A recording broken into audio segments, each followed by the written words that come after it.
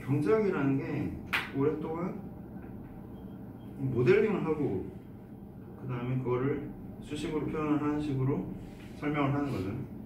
예를 들어 사람은 매우 합리적인 존재다. 합리적인 결정을 할 것이다. 배가 고프면 빵을 사 먹을 것이다. 그 다음에 10원이라도 더 싼 가게에 갈 것이다. 이런 식의 사람이 매우 합리적인 걸로 전제를 하고 그 다음에 또 추가적인 이렇게 컨디셔닝 조건을 해가지고 모델을 만드는 거예요. 완전 경쟁 시장에서는 이런 식의 일들이 일어난다라고 그걸 수학적으로 설명을 하는 거예요. 그러다 보니 모델이랑 현실 경제랑 복잡성에서 차이가 엄청 크죠. 그래서 현실 경제에서 일어나는 특이한 일들이 모델에 맞지 않게 이렇게 돌아가는 거죠. 그래서 경제학이 모델을 만들어서 전제를 두고 모델을 만들어서 설명하는 것들이 실제 경제랑 맞지 않게 되었습니다. 그리고 합리적인 결정을 사람들이 하게 된다 라는 것도 매우 틀렸다는 것들이 최근에 심리학 쪽에서 많이 연구가 됐어요. 그러니까 사람이 보통 수학적으로 딱딱딱 계산해서 좀 더 이익이 되는 행동을 해야 되는데 정반대 행동을 하는 경우가 압도적으로 많은 그런 실험들이 굉장히 많이 일어났고요. 그래서 이 결과 경제학이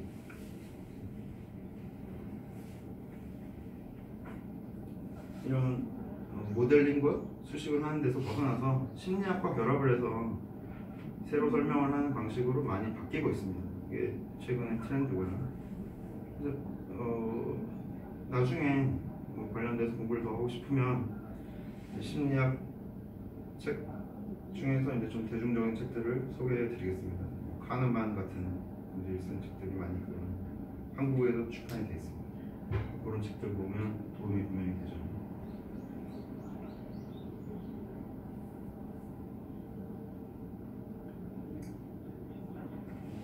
주가 지수라는 건 이제 경기 선행 지표예요.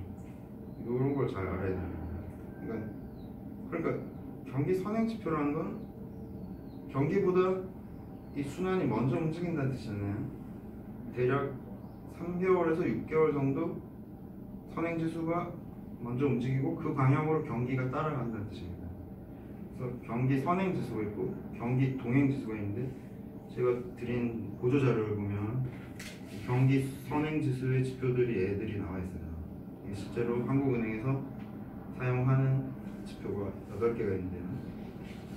재고 순환 지표, 건설 수주액 등등등인데 이게 똑같이 3개월 선행하는지 6개월 선행하는지 이런 정해져 있지는 않은데 코스피는 평균적으로 3개월 정도 확실히 선행하는 것들이 이게 연구를 해보면 알 수 있어요. 최소한 3개월 정도는 선행해요.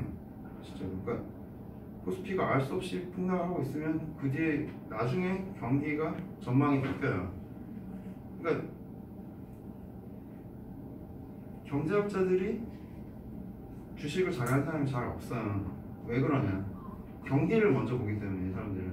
근데 경기를 봤을 땐 이미 주가는 몇 달치 먼저 움직이고 있다고요. 그래서 이분들은 실제로 나타난 이 수치들을 가공해서 이제 하나의 이제 틀로 만들어서 발표를 하는 걸 가지고 이제 연구를 하는 사람들이잖아요. 그렇게 봐서는 주식을 하기 굉장히 부적합해요. 왜냐하면 주식이 훨씬 빨리 움직이기 때문에, 먼저 움직이기 때문에. 그래서 여기서 지금 언급이 됐지만 효율적 시장 가설이라는 게 있어요. 효율적 시장 가설이라는 거는 어떤 정보가 있든지 그게 즉각적으로 주가에 반영된다. 주가라든지 아니면 뭐 여러 가지 시장들이 있잖아요. 주식 시장 비슷한 상품 시장, 선물 시장 이런 것들 즉시 반영된다는 뜻입니다. 이 말은 무슨 말이에요? 내가 정보를 획득하고 가공하고 분석을 해도 수익을 낼 수 없다는 뜻이에요. 근데 이건 틀렸거든요. 가공하고 분석하면 수익을 분명히 낼 수 있고 많은 사람들이 수익을 내고 있습니다. 그래서 효율적이지 않아요. 시장이 굉장히 왜곡적이고 왜 왜곡될까요? 왜 왜곡된다고 생각해요? 요즘같이 정보가 발달됐고 미디어들이 발달하고 디바이스도 발달이 되는데 옛날보다 확실히 정보가 평등하고 빨리 반영되는 건 사실인데 시장은 그렇게 효율적이지가 않아요. 왜곡돼요 항상. 왜 그럴까요? 편집. 응? 편집. 변수? 인간의 탐욕감으로 아니고. 맞아요. 그쪽이 좀 더 맞아요. 사람들이 그렇게 합리적이지가 않아요. 그러니까 좋으면 좋군요 이게 아니에요. 좋으면 난동을 부려요. 이렇게 상에 올라가서 춤을 추고 소리를 지르고 노래를 부르는 거죠. 그렇기 때문에 좋으면 엄청 좋아지고 주가가 나쁘면 엄청 나빠져요. 그걸 확실히 알아야 된다고. 그러니까 이렇게 효율적 시장 가설처럼 이렇게 점잖게 이게 주가가 1,000원인데 100원치의 악재가 터졌습니다. 그러면 900원 딱 끝나냐? 절대 안 그래요. 어떻게 되죠? 하한가 한 3번 맞아야 되죠. 조용히 하한가 3번 맞는 거예요. 왜냐? 심리 때문에. 심리. 그러니까 효율적 시장 가설이면 여기서 하한가 한 번도 안 맞고 900원에서 딱 끝나야 돼요. 그것도 순식간에. 그 순간에 끝나야 돼요. 근데 악재를 씹고 또 대세김치를 하면서 주말 한 번 끼면 이제 한 번 더 맞고 이렇게 되는 거야. 막 자기들끼리 막 토론하면서 더 겁에 질려요. 나 어제 못 팔았는데 어떡하지? 이렇게 되는 겁니다. 근데 효율적 시장 가설이라는 거는 정말 투자를 제대로 안 하는 경제학자들이 만든 이상한 이론입니다. 절대 맞지 않습니다. 그리고 유사한 이론으로 같은 효율적 시장 가설에 포함된다고 보는데 랜덤 워크 가설이라고 있어요.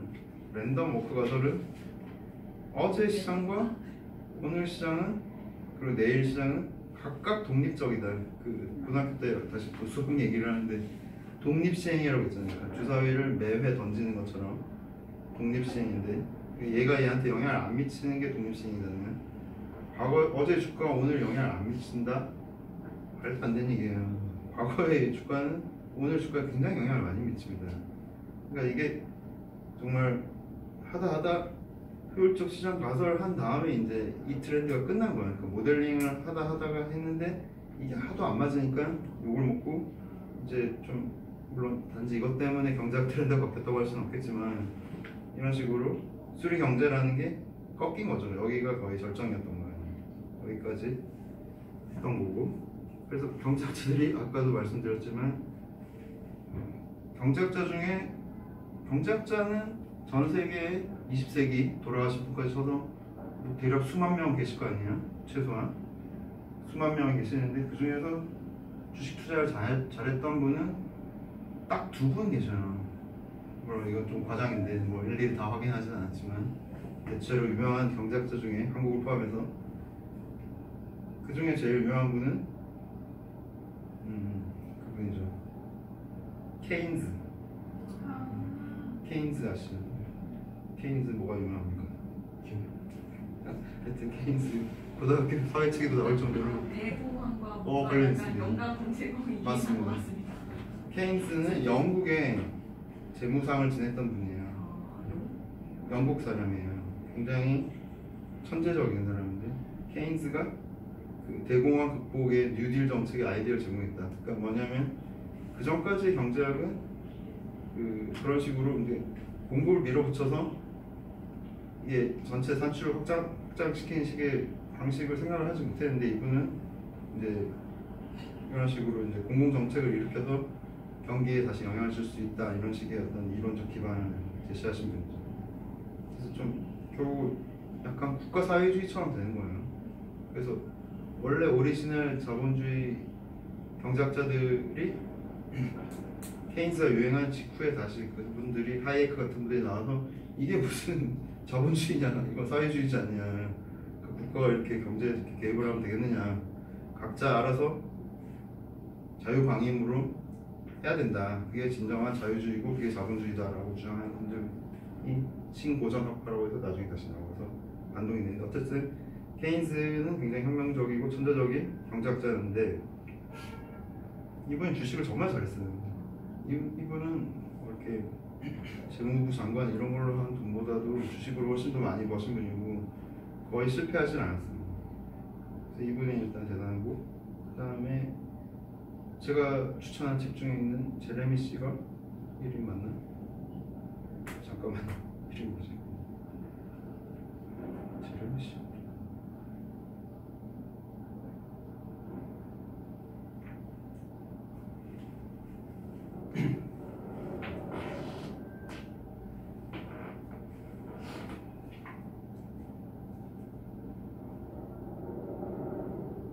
사진이 없어. 혹시 사진?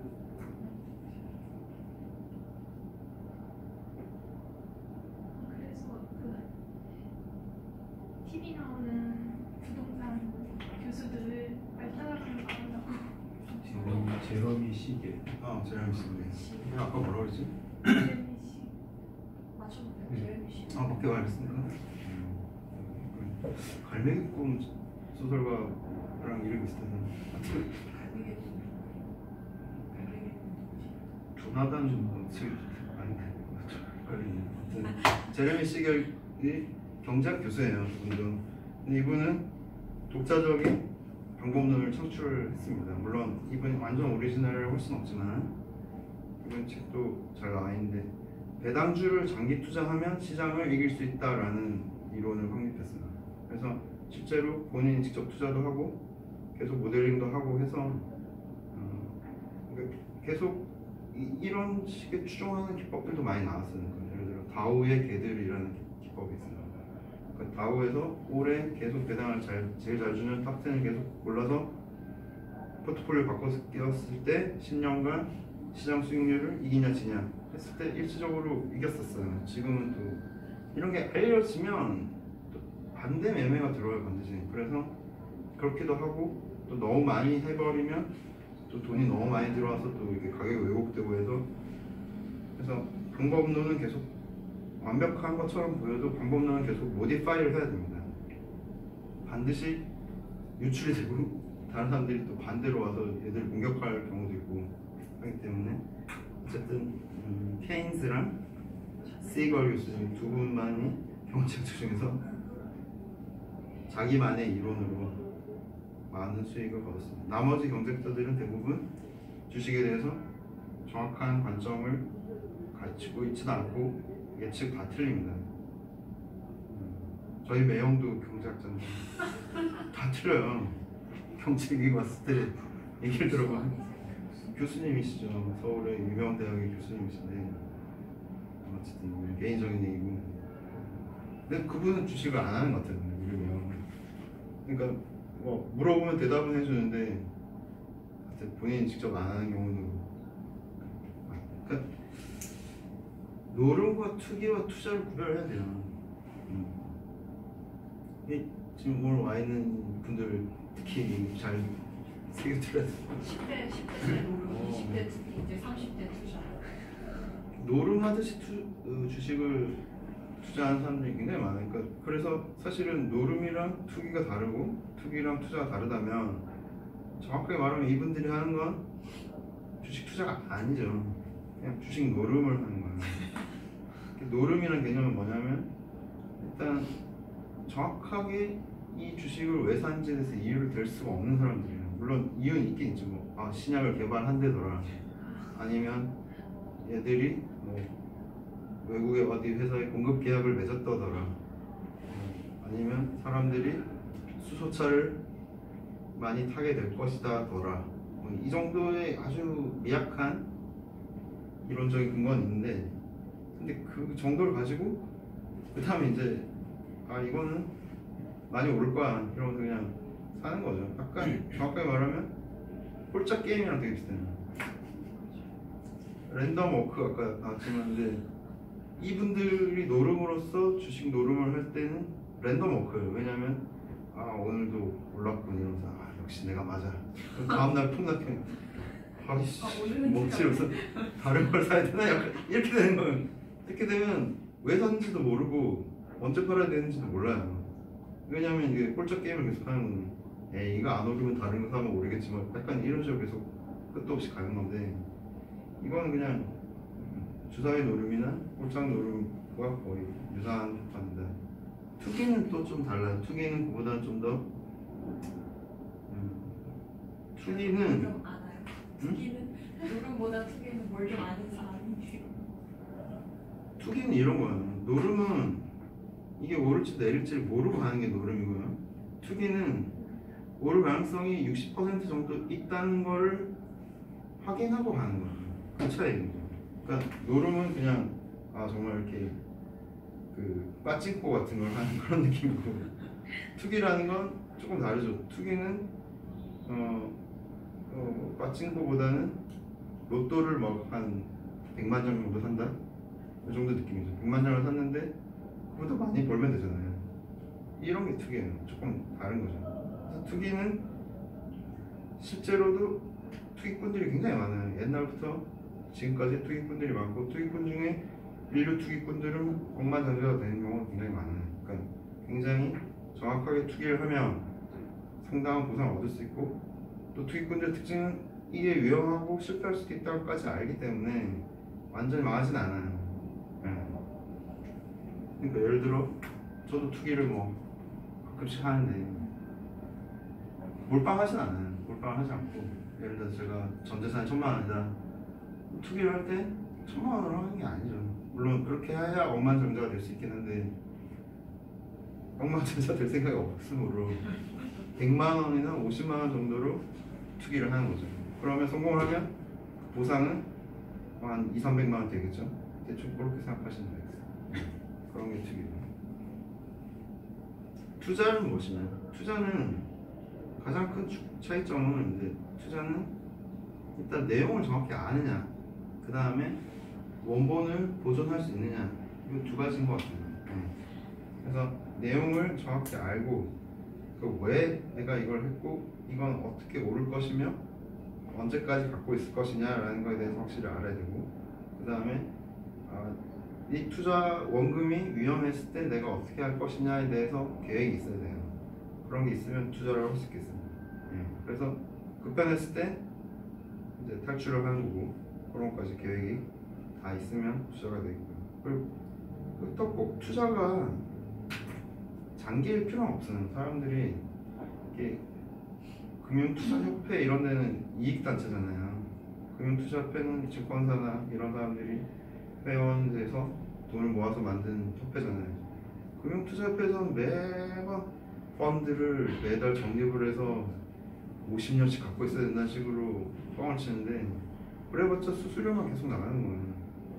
그런 식으로 한다고 돈을 벌어지지도 않고, 그러니까 투자라고 꼭 장기 투자는 아니에요. 자기한테 맞는 투자를 하면 됩니다. 그러니까 자기가 데이 트레이딩이 맞으면, 물론 데이 트레이딩은 트레이딩이라고 하죠. 트레이딩을 인베스트라고 하진 않기 때문에, 어쨌든 자기가 트레이딩이 맞으면 트레이딩을 하는 거고, 투자가 맞으면 투자를 하는 겁니다. 그리고 그 기간은 자기 심리적으로 맞는 쪽으로 하면 돼요. 그 부분에 대해서 나중에 다시 자세히 다루도록 하겠습니다. 기업의 매출, 이익, 이런 것들도 기초 개념이에요. 이런 거 잘 알아둬야 돼요. 보도자료에 있어요. 보도자료는 아까 말씀드렸듯이 실물 경제의 핵심 지표들은 주가에 굉장히 영향을 미치고요. 그 다음에 미국은 개별 기업의 실적 발표에 주가가 굉장히 영향을 많이 받습니다. 우리나라는 원래 하나도 안 받았어요. 근데 한국 증시도 조금씩 선진화가 되는 거예요. 그럼 결국 미국처럼 될 거예요. 그러면 실적이 어떻게 나올 것인지를 과학적으로 추론해서 사고 팔고 해야 되는 겁니다. 그런 식으로 지금 점점 시장이 바뀌고 있어요. 사실은 그러면 아마추어들이 하기 굉장히 어려운 시장입니다.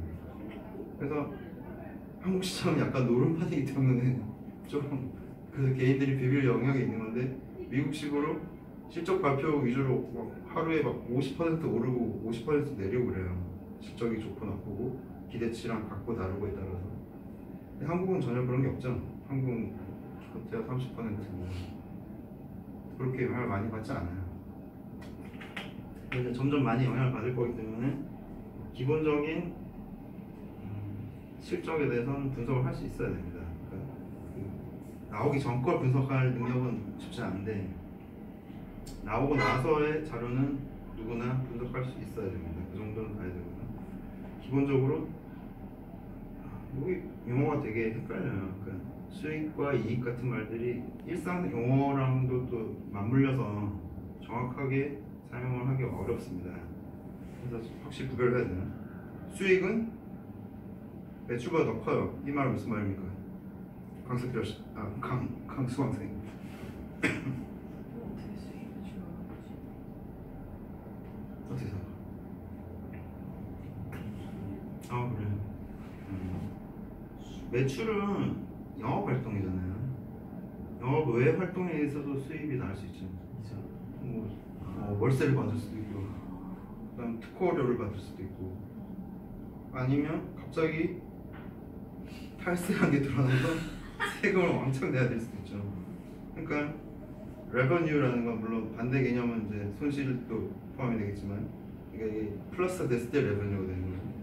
어쨌든 영업 활동에 의한 매출보다는 더 큰 개념이라는 뜻이에요. 숫자가 크다는 뜻이 아니에요. 지금 부등호를 확인했지만 더 큰 개념이다. 그러니까 수익이 훨씬 더 넓은 개념이다.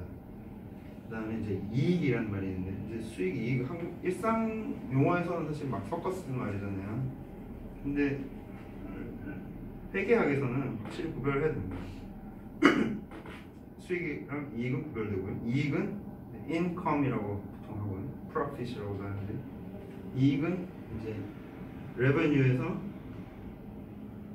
비용을 제외하는 거. 그러니까 수익에서 모든 비용을 제외하면 이익이 되는 거죠. 그래서 매출에 대한 부분은 이제 매출에 대한 카테고리 안에서 매출에 대한 비용을 제외한 게 영업이익이 되는 거죠. 그 다음에 나머지는 영업 외 이익이라고 하죠. 네. 그걸 합쳐서 그냥 총 이익은 이렇게 계산하는 거죠. 그래서 손익계산서에 나오고요. 재무제표, 제자가 이제 여러 제잖아요. 모두 여러 제자 백과할 때 제자. 재무제표라는 말은 표가 여러 가지가 있다는 뜻이에요. 현금흐름표가 있고요. 그 다음에 재무상태표가 있고요. 손익계산서가 있고, 이렇게 네 가지가 있는데, 지금 그 중에서 하나만 제가 좀 뽑아왔어요. 간단히 한번 봅시다.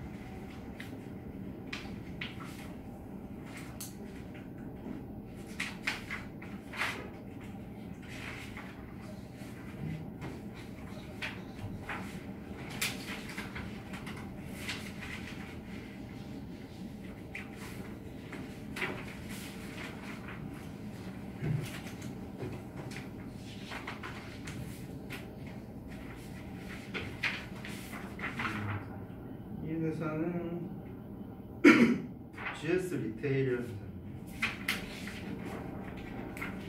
특별한 이유는 없어요. 그냥 제가 안 갖고 있는 종목 중에 뭐처럼 하나만 가져왔어요. 이거 사라는 뜻이 아니니까. GS 리테일입니다. 그러면 아까 말씀드렸듯이 재무제표 중에서 하나인 요약 재무 정보입니다. 그러니까 지금 이건 어떤 건 같아요? 이게 영업 활동이랑 관련이 있을까요?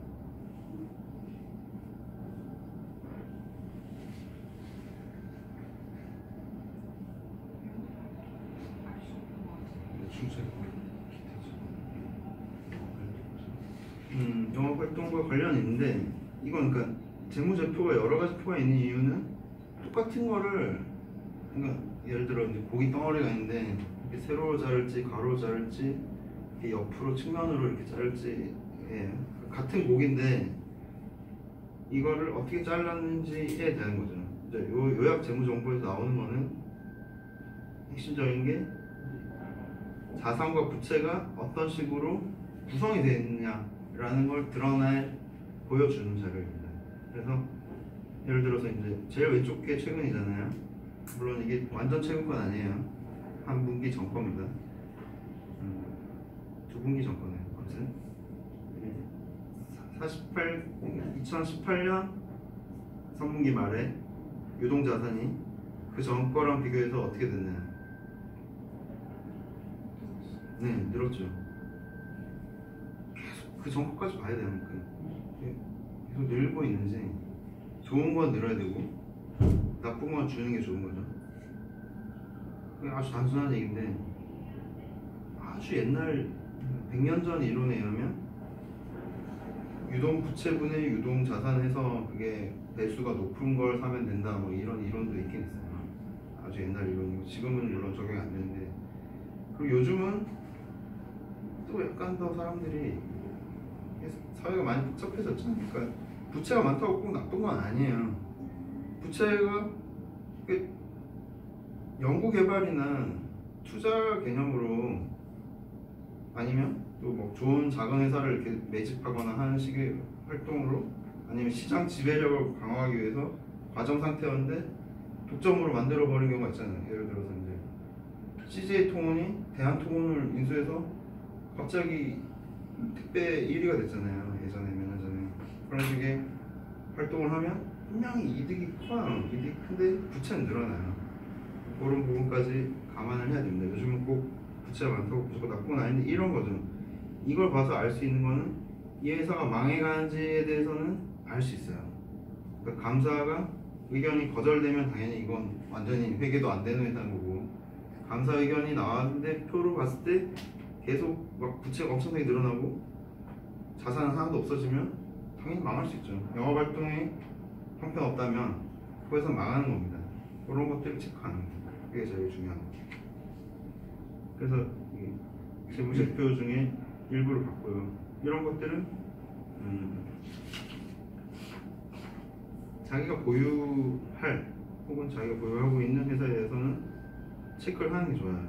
이 관련해서 여기서 드러나는 것들이 결국 다시 뉴스가 된다. 예를 들어 유상증자 이런 보통 작은 기업들은 폭락하는 경우가 많아요. 주가가 유상증자 발표. 근데 보면 부채가 계속 늘어나면 유상증자 할 수밖에 없어요. 네. 그런 식의 것들을 미리 체크를 할 수가 있어요. 그래서 귀찮지만 재무제표를 보면서 이 회사가 어떤 상태인지 마치 가치 투자파에서 말하듯이 내가 경영자인 것처럼 워렌 버핏이 많이 하는 말이죠. 내가 경영자인 것처럼 재무제표 정도는 좀 봐주는 게 좀 좋다. 특히나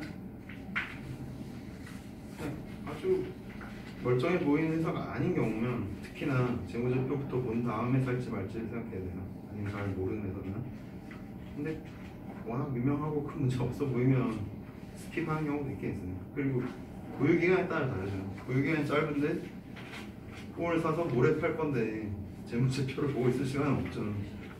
볼 필요도 없고 그런 건 안 봐도 됩니다. 대신 좀 쭉 갖고 가면서 시걸 교수님처럼 이렇게 장기적으로 보유하면서 배당을 타서 이기겠다 했을 땐 이건 정말 반드시 재무제표를 몇 년치를 분석을 해야 되죠. 그렇게 보면 되겠습니다.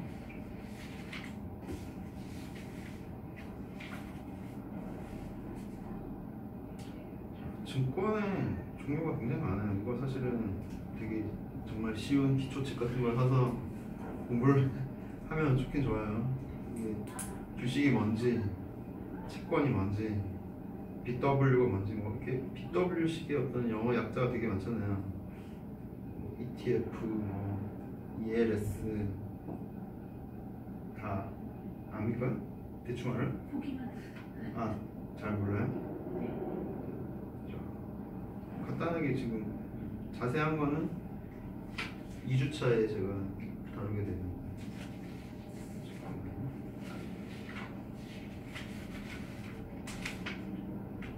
맞아요. 2주차에 CB, BW, ETF, 선대 종류, ELS, DLS, 선물, 옵션 이런 것들에 대해서 좀 더 자세히 알아보고요.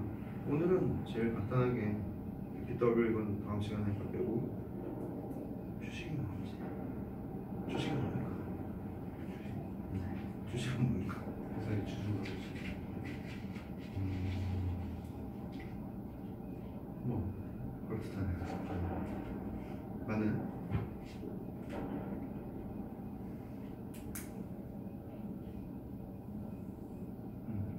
그러니까 의결권을 쪼개놓은 거죠. 증서를 주식으로 합니다.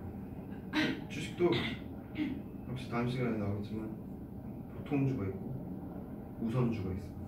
우선주도 어떤 회사 경우는 우선주가 막 1, 2, 3, 4, 5 이렇게 쫙. 우선주는 채권에 가까워요. 우선주는 의결권이 없기 때문이죠. 의결권이 없으니까 주식시장에서 거래를 하기 편하게 만들어놨지만 사실은 채권인 거죠. 이 회사가 회사채를 발행한 거를 주식의 형식으로 발행한 게 우선주예요. 그래서 우선주는 무조건 보통주보다 배당을 더 받게 돼 있어요. 왜냐하면 채권이니까 의결권도 없고. 또 우선주만 막 들파서 사고 이런 사람들도 있어요. 왜냐하면 우선주가 보통주보다 훨씬 가격이 싼 경우가 많기 때문에. 그러면 어느 순간에 이게 또 약간 아까 개와 개주인처럼 뭐 이 회사 좋은 게 있으니까 보통주가 오를 거 아니에요. 그러면 우선주도 나쁠 게 없다고 볼 거야. 배당을 더 많이 줄 거 아니에요. 그러니까 보통주랑 우선주랑 괴리를 활용해서 우선주를 사는 그런 투자 기법도 오래전부터 있었어요. 지금도 아마 그렇게 하고 있는 사람 꽤 있어요. 그래서 그러면 우선주는 채권과 비슷하다고 했는데 채권은 뭡니까?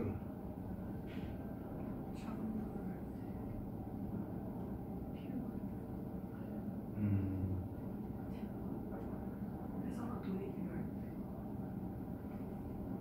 채권은 이제 개인 간에도 뭐 이렇게 금전 대차, 소비 대차 거래소 계약서를 쓰고 돈을 빌려가잖아요.